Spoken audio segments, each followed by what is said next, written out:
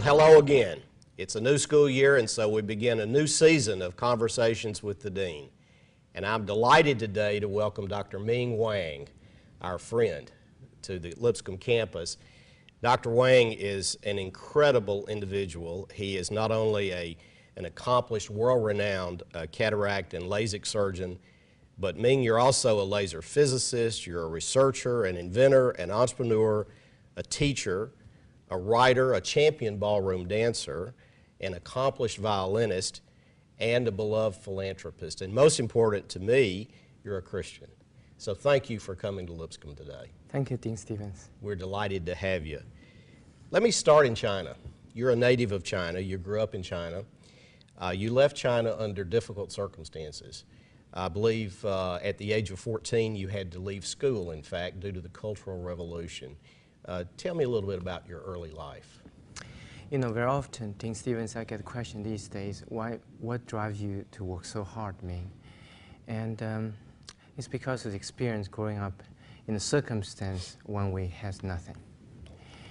During the Cultural Revolution or Cultural Holocaust between 1966 to 1976, the communist government decided the best way to keep on dictating is to keep people ignorant.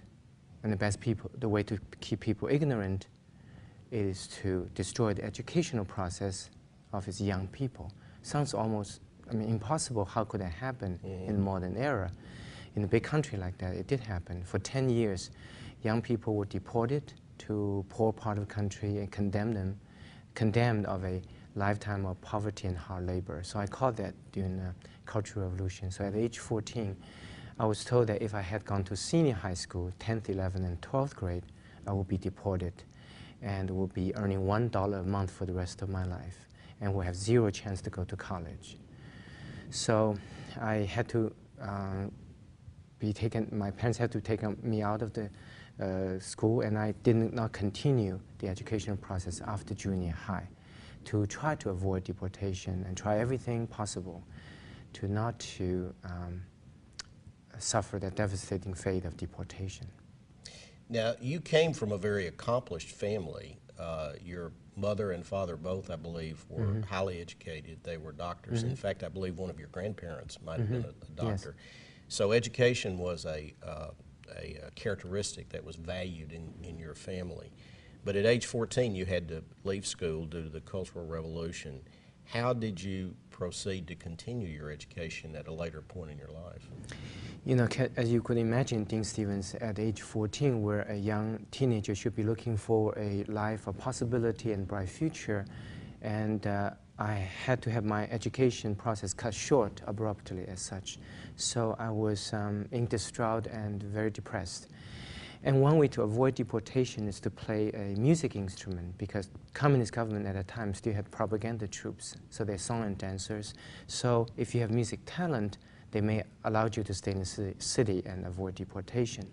So I remember I picked up this Chinese violin, erhu, E-R-H-U, to play, not because for the love of music, but for the sheer need to survive. I remember I played this piece written by a blind artist, Bing, which described a beautiful scenery of evening, pond, the two springs converges, reflecting the image of moon.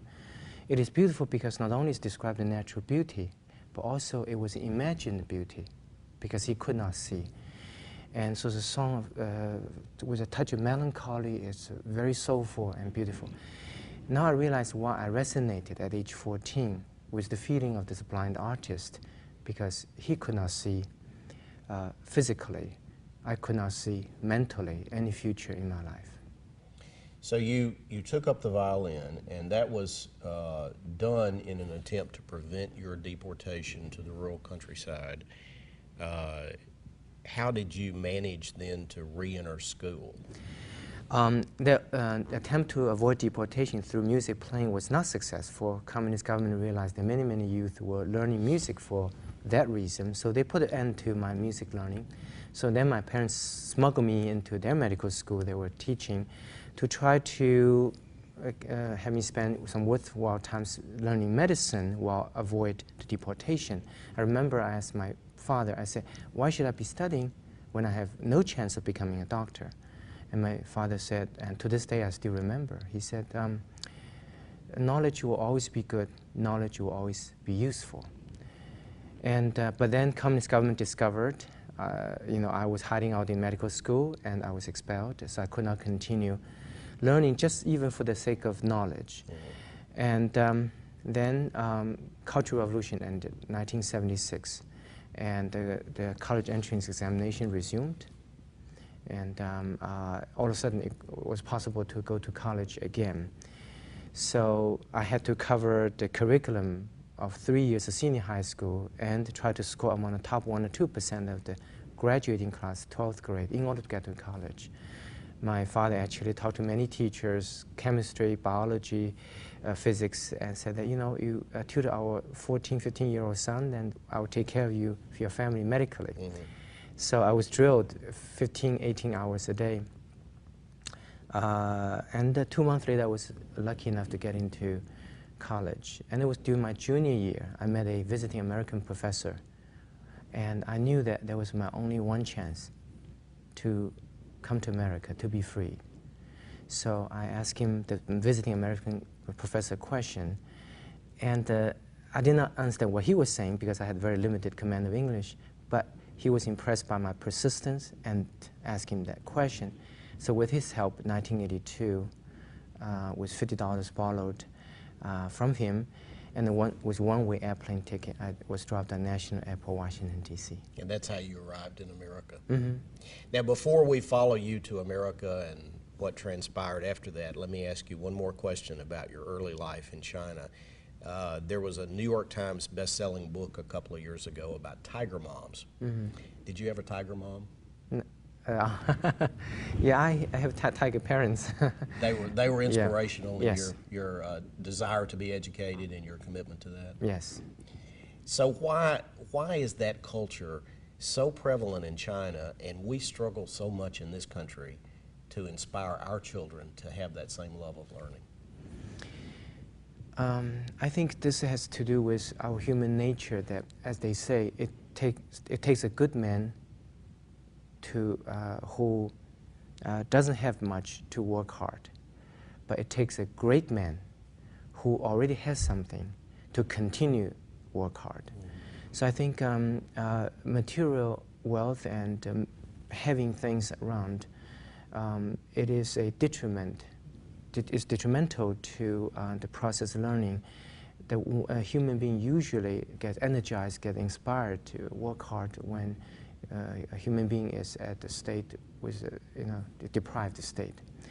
And but in this country, students are very lucky. God has blessed this land, this country, with people with opportunities, and with lots of natural resources. But so it is even harder to encourage students in this country to continue learn. But I would say maybe one way is, as Mark Twain used to say, that in his characteristic humorous manner, he said, traveling is lethal to prejudice.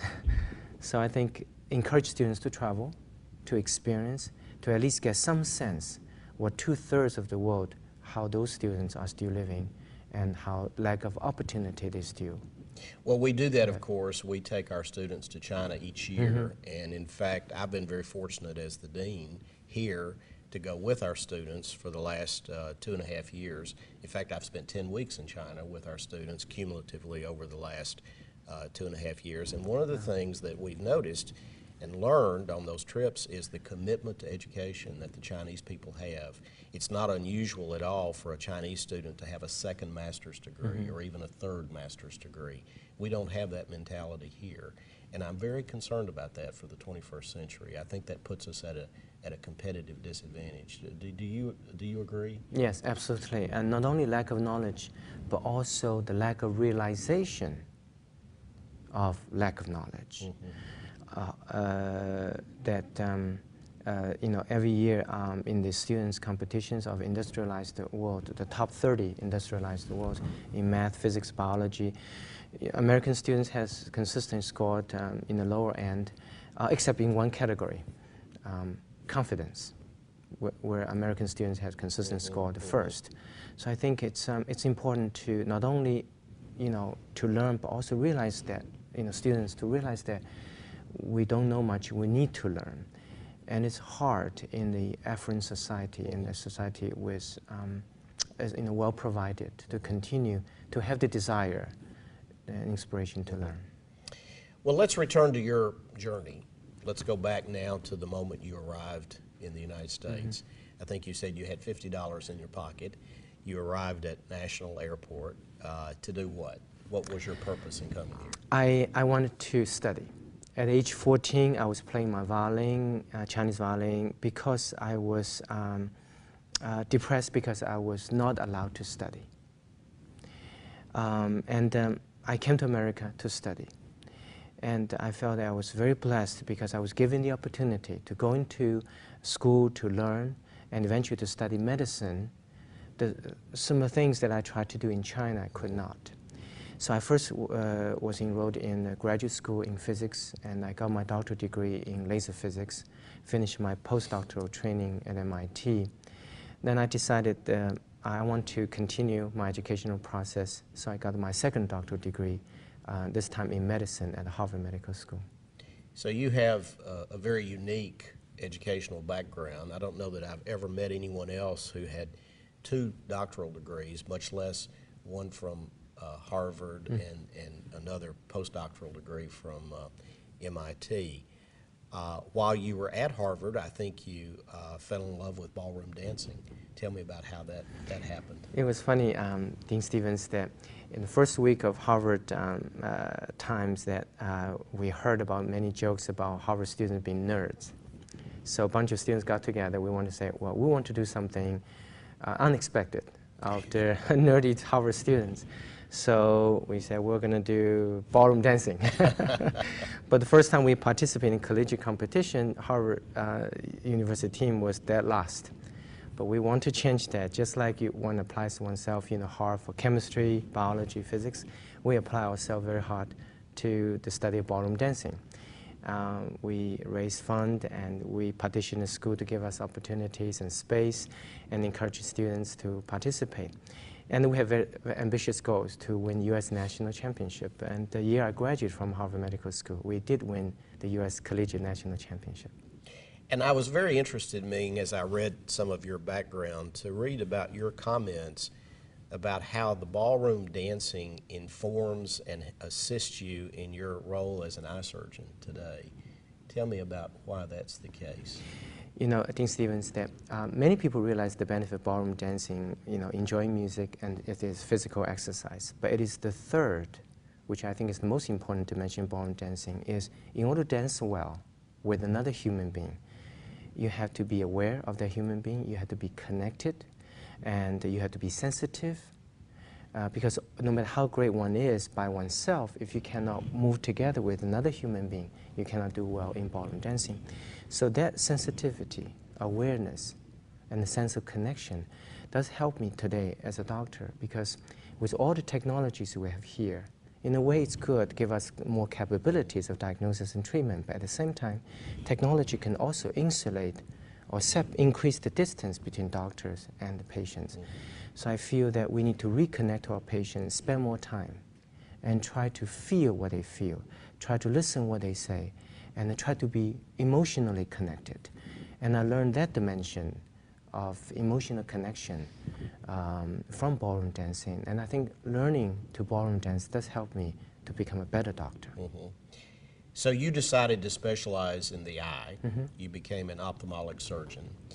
And I assume your background in physics, the physics of light and dimensions and angles, must have made a big difference in your ability to be a world-renowned surgeon of the eye, and specifically when LASIK surgery came into being, you became a specialist in that and really a leader in that field. How did you develop your interest in the eye? When I initially came to America, as I said, I studied laser physics and I studied medicine, and for many, many years, I was wondering, what God put me through this long process, and what's the purpose of all learning the medicine and the technology. And it took me 31 years of schooling, including freshman, and starting from college freshman, that will be like 20 years when I finished.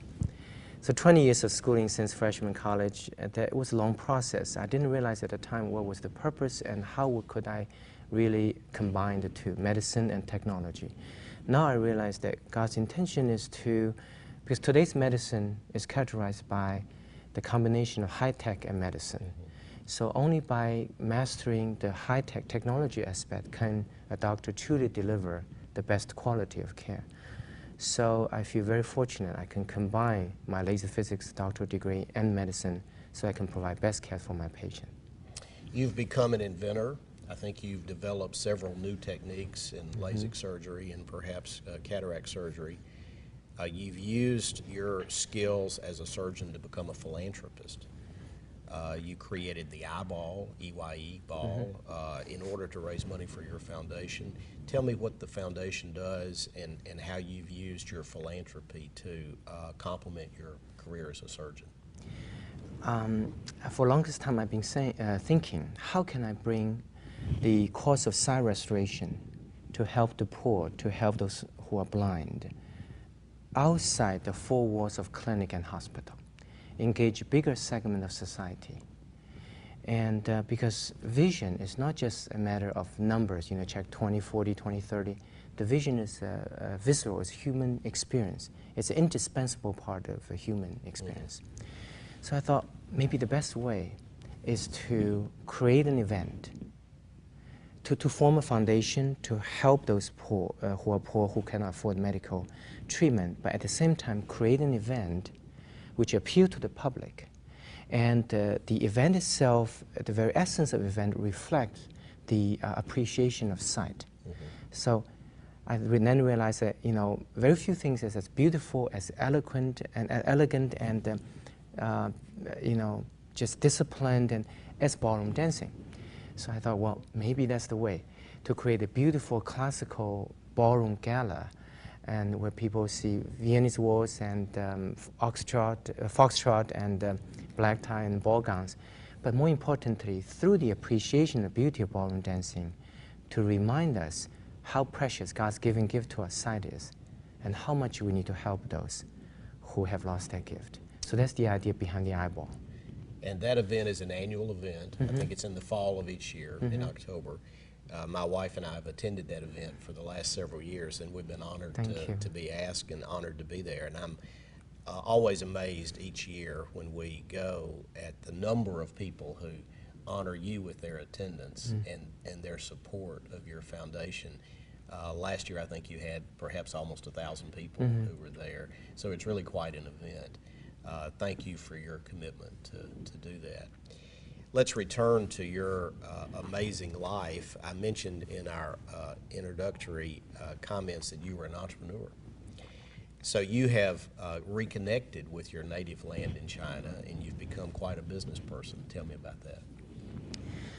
China has gone through lots of changes. Fortunately, in the last 25, 30 years, China has realized that it needs to catch with the rest of the world. And China has developed explosive economically. And at the same time, just like as a dean of a school, you know that it is easier to build a building, but it is harder to house that building, in that building, with top-minded scientists. So the physical construction of the thing is easier, but the mental, the software part is harder. It would take longer. So I feel that as a Chinese American, someone who grew up in China and have been blessed in coming here and got the opportunity for education and learning, I want to help China grow in the dimension of knowledge and the training of doctors and nurses, and it's the software part of it. So I founded the Tennessee Chinese Chamber of Commerce to help the dialogue between Chinese and American businessmen and women, and also I helped build a large private hospital group in China. But the Chamber's main mission, being a Tennessee Chinese Chamber of Commerce, is to help Tennessee businesses learn how to interact with Chinese businessmen and women. Because, you know, the number one priority of all business today is how to sell. And the number one thing that in the list of how to sell is to understand your customers. Well, Chinese are studying Americans and exporting all these goods here. We are not doing as good job going the other way. So in order to export to a country like China, which is becoming the world's largest market this year, it has gone from largest consumer to the largest producer, manufacturer to largest consumer this year. It is such a wonderful golden opportunity for us to export to China what we have to offer. In that process, the number one step is to understand our customers. That means to understand the Chinese culture, history, and people. So how does one become a member of the Tennessee Chinese Chamber of Commerce? They can contact the chamber, Tennessee Chinese Chamber, and tccc.us, and they can come to attend the every other month the educational forum. And last forum was about education. Mayor Cao Ding came to speak, and we have a forum before that about import-export, and there's a forum about before that about healthcare. We're going to have 2 more forums coming up very soon. One is about the learning of Chinese language, and one is about the contrast between East and West medicine. Now, Ming, you were very modest a moment ago when you said you built a hospital. The truth is you've built a chain of hospitals. So tell me about your business in China, because as I understand it, it's one of the leading hospital companies in China. You are a public company, I believe, in China. Is that right? Yes. Okay, tell me about that. It was very interesting. 10 years ago, communist government opened a little crack of door and began to allow private hospital building. And me and together with 4 other friends, 5 of us, and we started a venture of building China's first chain of private eye hospitals. So 10 years later, we have 35 hospitals now. We are the largest private eye hospital group in China. We are what they call HCA of China. And we hold about 10% of China's eye care market. Through this hospital group, and I was able to educate, teach the physicians the knowledge of 21st century medicine. We were able to introduce to China the latest technologies, and we're able to also help reduce the incidence of blindness in the rural and poor part of China through our charity programs. About 20% of our surgeries performed at our eye hospital in China are charity cases. And I was very privileged a couple of years ago to visit your hospital in Shanghai, which is amazing. It's every bit the equivalent of any hospital I've ever visited in the United States. So it's well equipped, well located, and it was very busy the day I was there. I was also honored to be asked to go to dinner that evening. My wife and I went to dinner with one of your physicians, and we were introduced to certain aspects of Chinese cuisine which were new to us, things like beetles and eel and things like that. So we had quite a day of it and a very nice evening, and thank you for that. We were delighted to visit your hospital in Shanghai. Let me close by asking you about your faith. There's nothing in your background that would have predicted that you would be a Christian. You're Chinese. You went to major American universities that aren't exactly considered to be hotbeds for evangelism. How did you come to be a Christian? How did that faith come about? Dean Stevens, I was not born one. I was born as an atheist. 80% of Chinese today are atheists. I thought science offers all the solutions to our lives, and I still believe it does to a large part. But while studying science, medicine in this country, I found that interestingly, the more I studied, more unknowns I identified, more unanswered questions I found.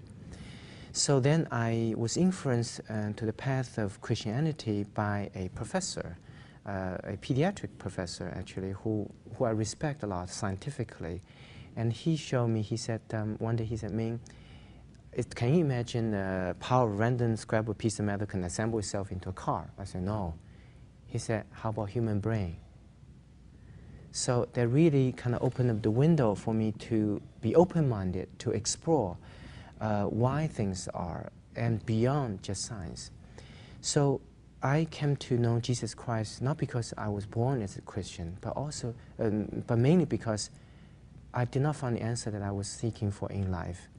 And through learning of science, through the realization of the limitation of science, and I realized there's a bigger purpose and answers to some of those questions I was seeking.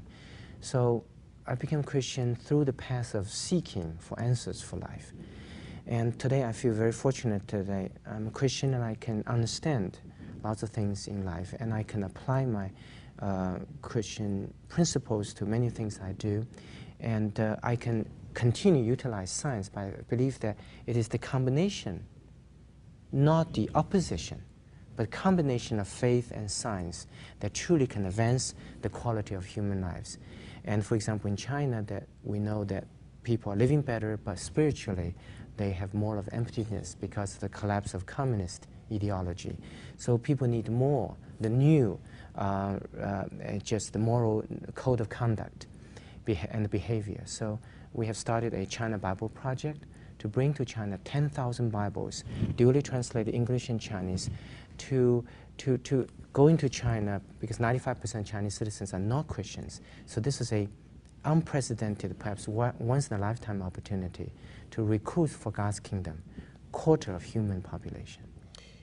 For our students who may struggle with reconciling the theories of evolution with the biblical account of creation, how did you come to reconcile that in your mind as a scientist, but also as a Christian? Yeah, it's a very, very important question. And through my scientific research, through work, for example, one time we were conducting research among fetal wound healing, try to understand how little baby healing can help adult eye healing from trauma injury.